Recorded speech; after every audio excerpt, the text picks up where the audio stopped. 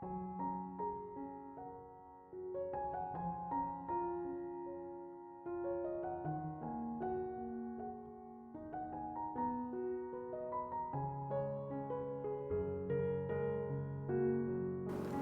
Ibu, saudara-saudari, adik-adikku yang terkasih, Shalom, berkah dalam piye kabare. Semoga Tuhan memberkati Anda hari ini.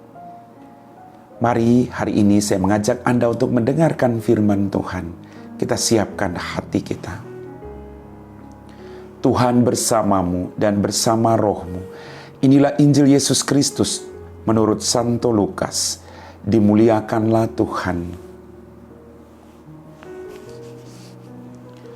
Pada suatu hari, ketika Yesus sedang berbicara kepada orang banyak, berserulah seorang wanita dari antara orang banyak itu dan berkata kepada Yesus, "Berbahagialah ibu yang telah mengandung dan menyusui engkau."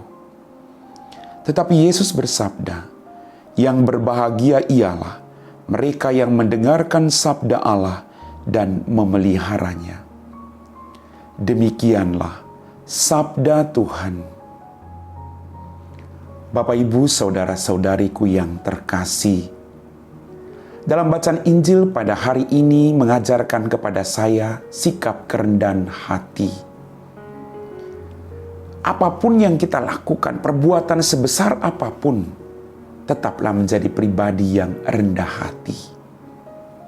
Ini yang dilakukan oleh Yesus. Dia banyak sekali melakukan perbuatan baik, mujizat-mujizat.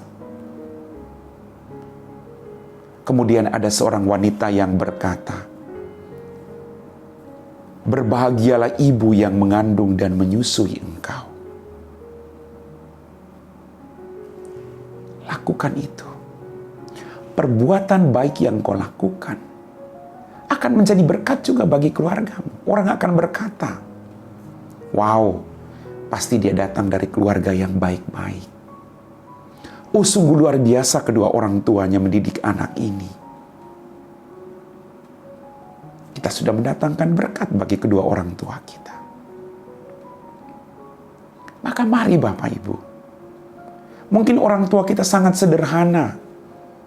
Petani, tukang kayu, tukang bersih-bersih. Tidak jadi masalah.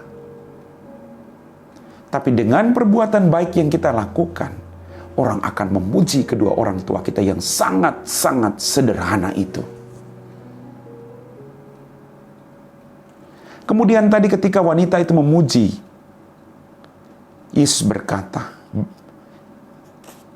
"Yang berbahagia ialah mereka yang mendengarkan sabda Allah dan memeliharanya."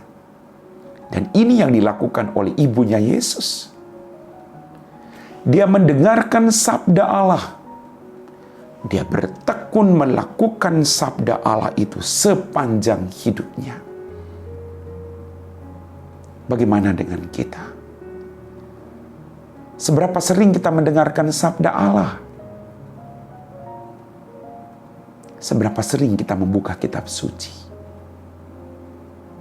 Bagaimana mungkin kita bisa mewartakan kalau kita tidak punya dasar, kalau kita tidak mengenal apa yang harus kita wartakan?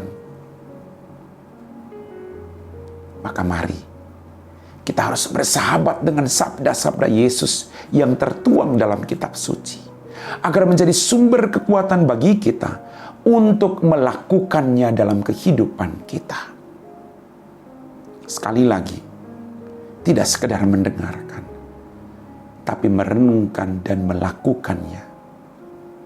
Kita mau disebut sebagai saudara-saudari Yesus. Lakukan apa yang Ia perintahkan kepada kita. Amin. Bapak, Ibu, saudara-saudariku yang terkasih, kita telah diteguhkan oleh firman Tuhan. Mari kita siapkan hati kita untuk berdoa. Dalam nama Bapa dan Putra dan Roh Kudus. Amin. Tuhan, kembali kami bersyukur untuk setiap mujizat yang terjadi dalam kehidupan kami. Ampuni dosa dan kesalahan kami. Pada kesempatan ini Tuhan, kami berdoa bagi mereka yang sedang menderita sakit. Utuslah kuasa Roh Kudus-Mu untuk tinggal bersama mereka, agar mereka tidak mengalami keputusasaan. Kalau boleh Tuhan, angkatlah sakit penyakit mereka. Berkatilah juga keluarga-keluarga yang mendampingi mereka, agar mereka tetap punya hati yang penuh dengan kesabaran dalam mendampingi keluarganya yang sakit. Berkatilah juga para dokter, para perawat. Biarlah dengan rahmat kesetiaan yang Kau punya, mereka dapat menyalurkannya itu bagi semua pasien yang mereka layani. Kami puji Engkau Bapa, kini dan sepanjang segala masa. Amin. Tuhan bersamamu dan bersama rohmu. Semoga kita sekalian diberkati oleh Allah yang Maha Kuasa, Bapa dan Putra dan Roh Kudus. Amin.